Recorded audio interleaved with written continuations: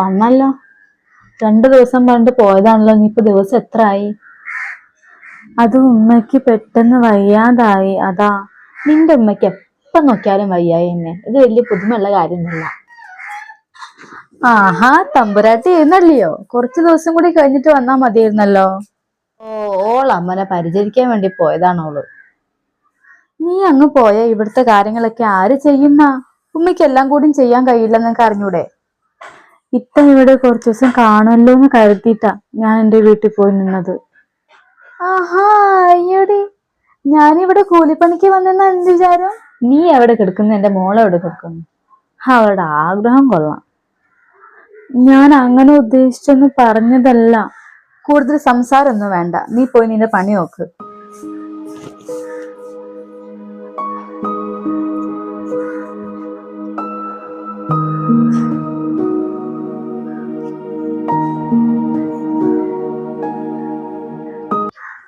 കഴിയാറായില്ലേടി നിന്റെ പാചകം? രാവിലെ മുതൽ തുടങ്ങിയതാണല്ലോ.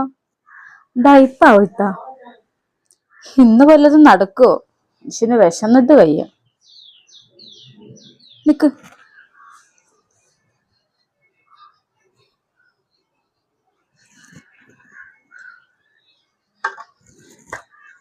എന്തുവാടി ഇത് കാട്ടി വെച്ചിരിക്കുന്നെ?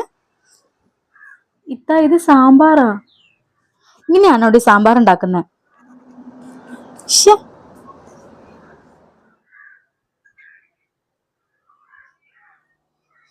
എന്താടി? ഒന്നുമില്ല ഇത്ത, ഞാൻ വെറുതെ വന്നതാ.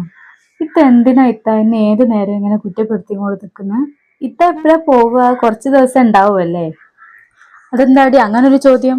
നിനക്ക് ഞാൻ വന്നത് പിടിച്ചില്ലേ? ഇതേ എന്റെ വീടാ. അപ്പൊ എനിക്ക് ഇഷ്ടമുള്ളപ്പോ വരാം, ഇഷ്ടമുള്ളപ്പോ പോവാം. കുറച്ച് ദിവസം ഞാൻ ഇവിടെ തന്നെ കാണും. എന്താ, എന്റെ വീട്ടിലേക്ക് എനിക്ക് വരാൻ പാടില്ലേ? ഞാൻ എന്റെ ഉമ്മനെ കാണാൻ ഇടയ്ക്കിടയ്ക്ക് വരും. അത് ചോദിക്കാൻ നീ ആരാടി? ഇത്ത, എനിക്കും ഉണ്ട് ഈ പറഞ്ഞു ഉമ്മയും ഇപ്പയും എല്ലാവരും. ഇത്തനെ പോലെ തന്നെ എന്റെ ഉമ്മയും എനിക്ക് ജീവൻ തന്നെയാണ്. പിന്നെ നിങ്ങൾ എന്നോട് ഇങ്ങനൊക്കെ ചെയ്യുന്നുണ്ടല്ലോ, അത് തിരിച്ചും വരാൻ സാധ്യതയുണ്ട്. വരാതിരിക്കട്ടെ, പറഞ്ഞെന്നേ ഉള്ളൂ.